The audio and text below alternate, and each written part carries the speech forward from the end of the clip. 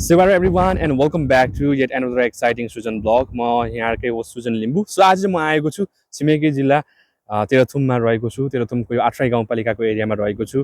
अनि तेह्रथुम जिल्ला चाहिँ पाँच जिल्लाको छिमेकी जिल्ला पनि हो. सो यो म आएको ठाउँमा चाहिँ एकदमै ब्युटिफुल गेट बनाउनु भएको रहेछ आठराई गाउँपालिकाले and hats off for your job किनकि यो गेटमा चाहिँ याक्थुङमरको मौलिक बाजा के यसै गरी याक्थुङमरको मेन पहिचान मुख्य पहिचान बोकेको सिलाम साकमा अङ्कित गेट चाहिँ एकदम सुन्दर बनाउनु भएको रहेछ.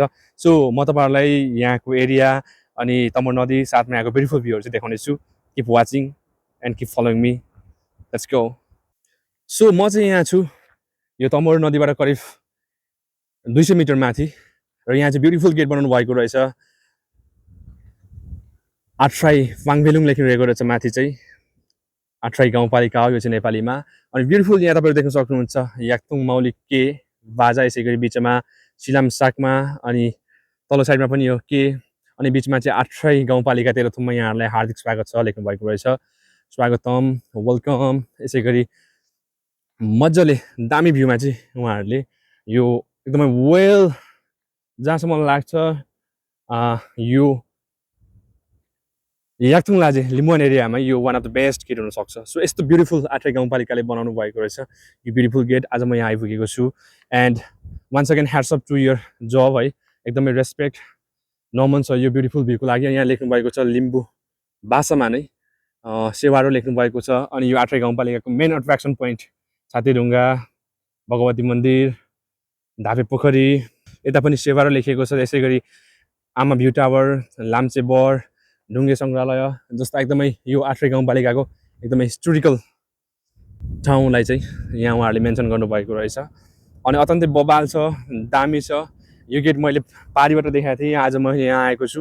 अति बबाल हेर्नुहोस् त यस्तो दामी यस्तो हाइटमा बनाउनु भएको छ. And look at this guys. यहाँको भ्यू चाहिँ यो पारी चाहिँ हिलियाङ गाउँपालिका 5 थर हो.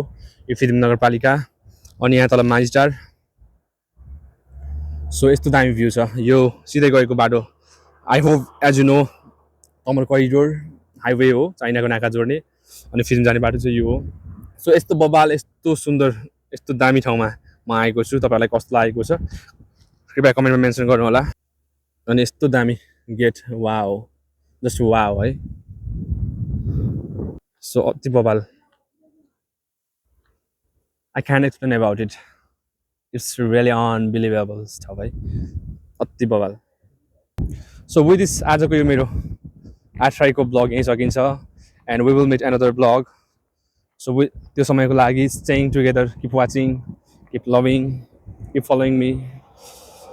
सो तपाईँलाई कस्तो लाग्यो आजको यो ब्युटिफुल ब्लग कृपया कमेन्टमा मेन्सन गर्नु होला. अनि हामी फेरि नयाँ ठाउँ नयाँ ब्लगमा भेट्नेछौँ. सेवारो.